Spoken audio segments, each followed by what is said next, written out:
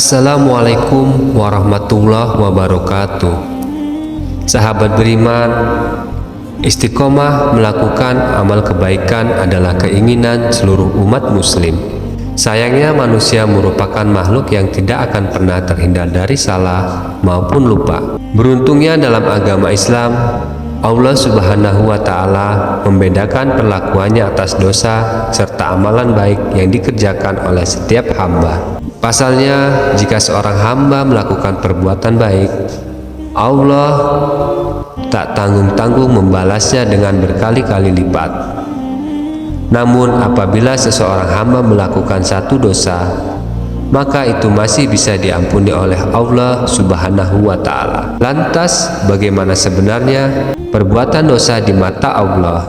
Tetap tonton video ini hingga akhir agar tidak sesat dari masa ke masa yang telah dilalui. Satu demi satu, generasi umat manusia di dunia ini kita masih tak bisa menafikan jika sejak dulu sampai saat ini ada banyak informasi penciptaan alam semesta yang sering disalahpahami umat beragama. Bagaimana tidak? Kalian pasti pernah mendengar sebuah teori yang menyebutkan bahwa manusia bukan diciptakan oleh Allah, namun hasil dari evolusi panjang seekor kera. Tentu saja apabila teori tersebut dianut dan diyakini seorang muslim, maka sudah pasti akan berdampak pada kualitas keimanannya. Berbicara tentang kualitas iman, setiap muslim seharusnya tahu bahwa dalam agama Islam terdapat banyak sekali informasi penciptaan yang bisa meningkatkan keimanannya. Selain daripada percaya pada teori ilmuwan barat yang sudah terbukti jauh dari konteks ajaran Islam, pasalnya ketika seorang muslim lebih percaya teori barat dibanding dalil-dalil penciptaan yang dijelaskan dalam Al-Quran dan hadis, maka hal tersebut sama saja dengan beranggapan bahwa Allah bukanlah Sang Maha Pencipta. Padahal Allah Subhanahu wa Ta'ala telah berfirman, "Dan kami tidak menciptakan langit bumi dan apa yang ada di antara keduanya dengan bermain-main. Kami tidak menciptakan keduanya melainkan dengan hak. Tetapi kenyataannya mereka tidak percaya ataupun mengetahui." Al-Quran Surat Ad-Dukhan ayat 38 sampai 39. Dari ayat barusan tak dapat dipungkiri, sekalipun manusia diberi akal dan pikiran, tetap saja banyak di antara kita yang lebih memilih mengingkari Allah daripada beriman kepada satu-satunya zat paling tinggi di alam semesta. Sebenarnya penyimpangan yang dilakukan manusia bukanlah hal mengejutkan, sebab sejak pertama kali anak cucu Adam menempati dunia hingga sekarang ini, Allah Subhanahu wa Ta'ala sengaja memberi sisi negatif pada karakter manusia sebagai ujian yang harus dilalui. Karakter yang pertama adalah senantiasa berkeluh kesah dan kikir. Allah Subhanahu wa Ta'ala berfirman, "Sesungguhnya manusia diciptakan dengan sifat keluh kesah, lagi kikir. Apabila ia ditimpa kesusahan, berkeluh kesah, dan apabila ia mendapat kebaikan, ia amat kikir." Al-Quran Surat Al-Ma'arij ayat 19-21. Dalam kitab tafsir ringkas Kementerian Agama, dua sifat alami manusia yang disebutkan pada ayat tadi ternyata kerap menjadi penyebab utama munculnya kedurhakaan kepada Allah Subhanahu wa Ta'ala. Bagaimana tidak? Menurut Ustazul Azhari Alsi, sifat keluh kesah dan kikir itu sama halnya berkeyakinan jika Allah Subhanahu wa Ta'ala bukanlah tempat meminta pertolongan. Selain itu, Rasulullah Shallallahu Alaihi Wasallam juga memerintahkan umatnya melawan sifat keluh kesah serta kikir, karena dari dua sifat itu muncul sifat buruk lainnya seperti takut kekurangan harta atau khawatir dengan masa depannya.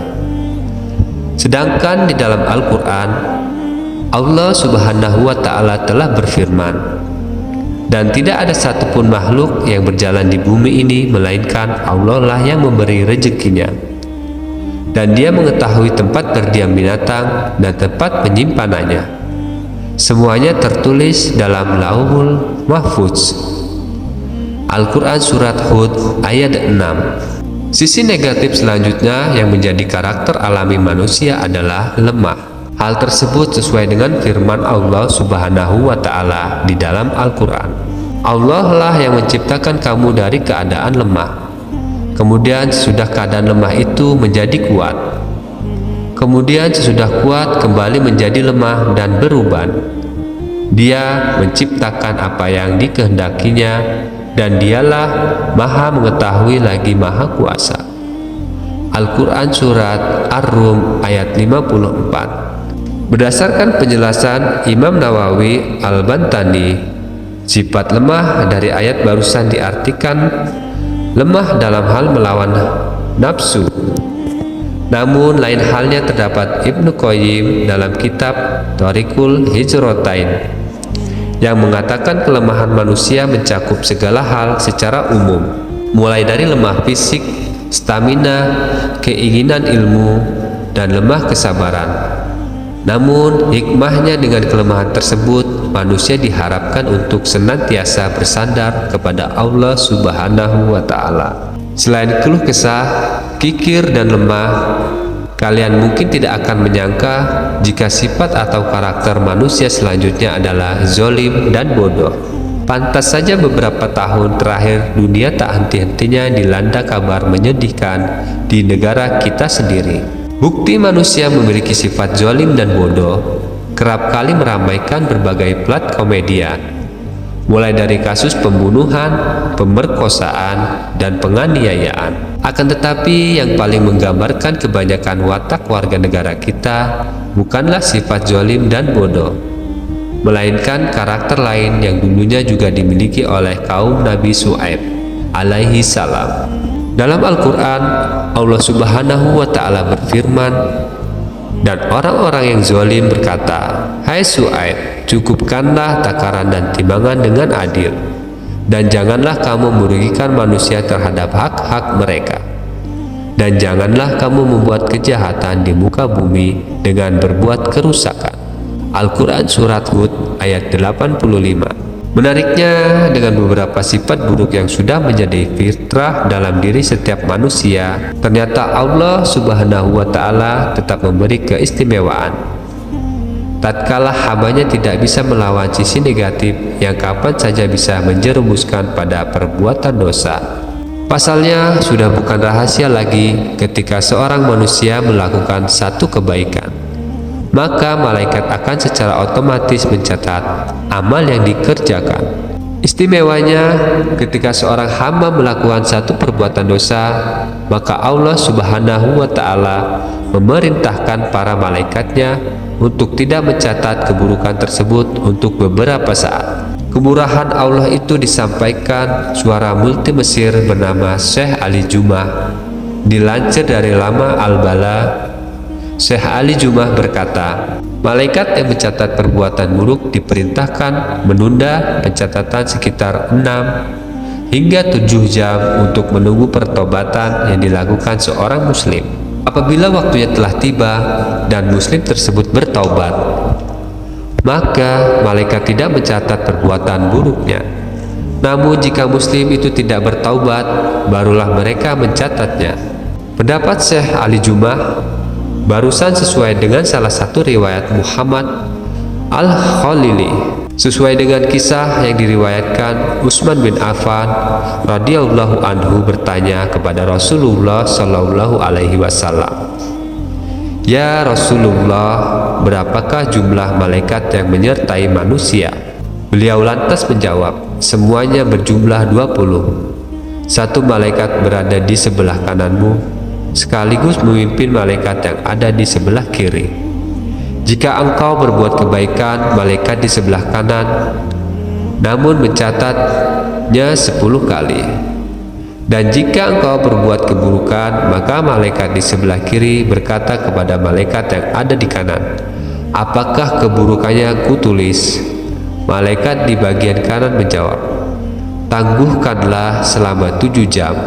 Barangkali ia bertaubat di waktu itu." Namun bila ia tidak bertaubat, barulah tulislah.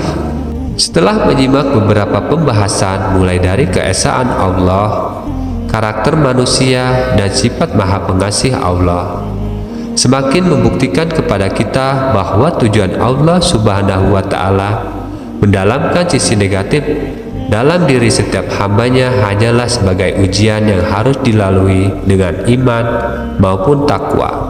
Ditambah lagi 4 karakter buruk yang disebutkan dalam video ini sebenarnya tidak dimaksudkan untuk membuat manusia terjerumus ke dalam jurang kemaksiatan, melainkan lebih kepada memberi peringatan bahwa manusia merupakan makhluk yang lemah, tempatnya salah dan lupa, serta tak ada apa-apanya tanpa pertolongan ataupun kasih sayang Allah Subhanahu wa Ta'ala.